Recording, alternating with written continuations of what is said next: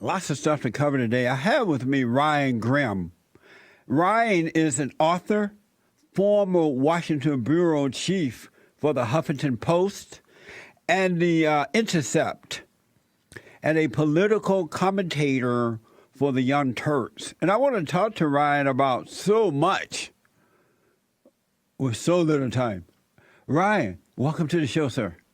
Hey, it's great to be here, Jesse. Yeah, I appreciate you coming on. Ryan, I want the first thing. Do you discriminate? I hope not. You What hope about you. You say what now? I said I hope not. What about you? But give me an answer first. Do you or don't you?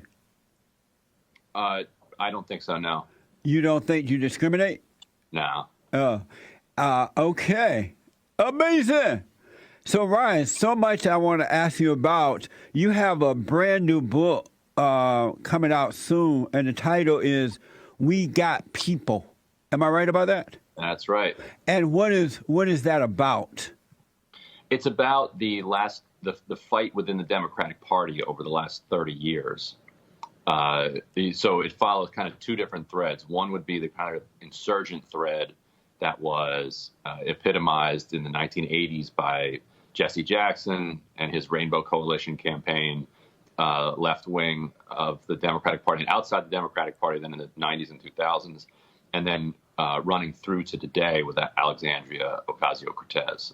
And then the parallel thread, it follows the reaction of the kind of corporate wing of the Democratic Party to the rise of the new right, to the rise of Ronald Reagan, and how they responded in time in the 1980s, 90s, and in a response that still kind of shapes how they see the world today. Amazing. Are you conservative or liberal?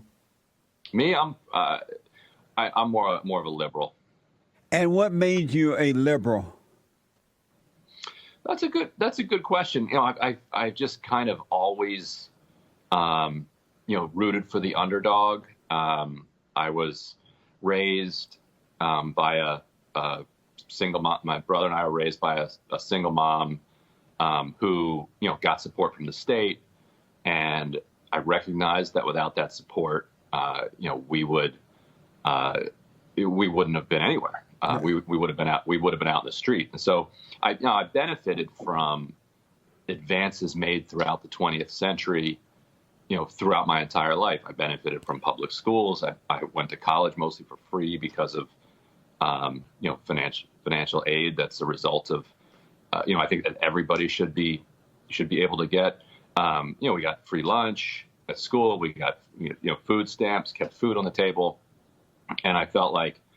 I just always felt that was the right thing, that it would have been callous and heartless to just, put my mother out on the street. And I think particularly for children, watching their mother experience poverty is a particularly searing event, because, a child's mother is God. They're everything to them. And why is that? Even if the mother is flawed in any number of ways, children, it's your mother. And if you see the world treating your mother in a nasty way, you're going to react against that.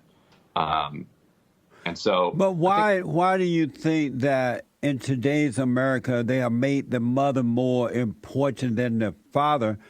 In normal society, the father is more important than the mother. So and these mothers who are look like they're suffering are really getting back what they put out. They bring their own suffering on themselves.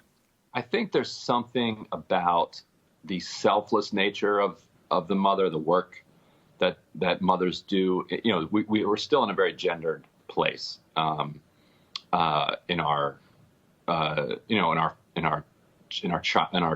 child rearing, and mothers do end up putting in more of the work, particularly if you're being raised by a single mother. Then it's not even a competition. And so you see that selfless work being put in, and so it creates this kind of somewhat different situation. On the other hand, absolutely, if a child sees his father being treated unfairly by the world, that's also going to be a searing experience. And I think shape their politics going forward as well. How old are you, Ryan? 41. 41. Why do you call a mother selfish? I have never met a selfless mother. Mothers are very selfish. Everything they do, they do for themselves, but they pretend that they're doing it for you. And the proof is, if you don't go the way they want you to go, or if you don't do it the way they want you to do it, or if you don't act the way they want you to act, they want to cut your head off. But if they were selfless people, they will allow you to be an individual. They won't remind you that I had you, I did this, your daddy did nothing, I did this. They do that to control you. Why do they think that mothers are selfless? Did you have a difficult time coming up? No, I had a beautiful time. Where do you get this impression of motherhood? You just said that mothers are selfless, and I've never seen a selfless mother. Selfish mother. They appear that way to children. But now, as an adult, they are not, right? You said single mothers are selfless. But now that you know that as an adult, you know that they're not. It's all an act, right? This is a really fascinating line of questioning, but I've got another interview lined up that I've got to run to. Is there anything else that you wanted to get to real quick? Is this making you nervous? No. I know I have you for 30 minutes, so I wanted to find that out. I wonder, where did you get that idea from, though, as a man? Okay. So I got to run to this other He's about to interview, run. But this has been a pleasure, and we should do this Can again. I ask you about the Great White Hope? May I ask about the president? Which president? The Great White Hope. Which is the Great White Hope? President Trump. What do you think about the wall going up? The wall seems idiotic. I don't, and all of his supporters seem to understand that they seem to understand the wall as a metaphor, but Trump was the only one dim enough to not understand that the wall was a political messaging device, a metaphor. He actually sees it as a real thing. Are you for the wall going up? A real wall going up? Guy. No, I'm against that. But my other thing is starting now, so I've got to run. He's running, folks. This guy about to run. Having me on. You're ready, Ryan. Oh, no. Ryan ran. That was Ryan Grimm. He's an author, former Washington bureau chief for the Huffington Post and the Intercept, and a political commentator for the Young Turks. I could see that he became scared and ran. You can't run on the Jesse Lee Peterson show. You know why?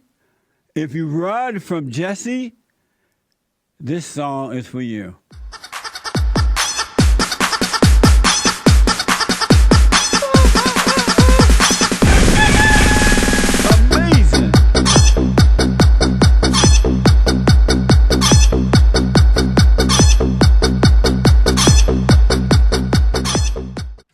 First of all, he lied, folks. Ryan Grimm lied. He was scheduled for 30 to 45 minutes. He agreed to it.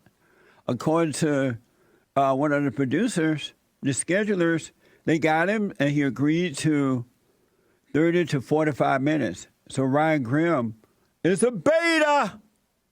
Beta. He put his tail between his legs. Amazing. And don't forget to like, follow, tweet, subscribe, and share the Jesse Lee Peterson radio show, folks. We really appreciate it. We are at war. It is a spiritual battle for the soul of America. And it's going to take all of us to do it.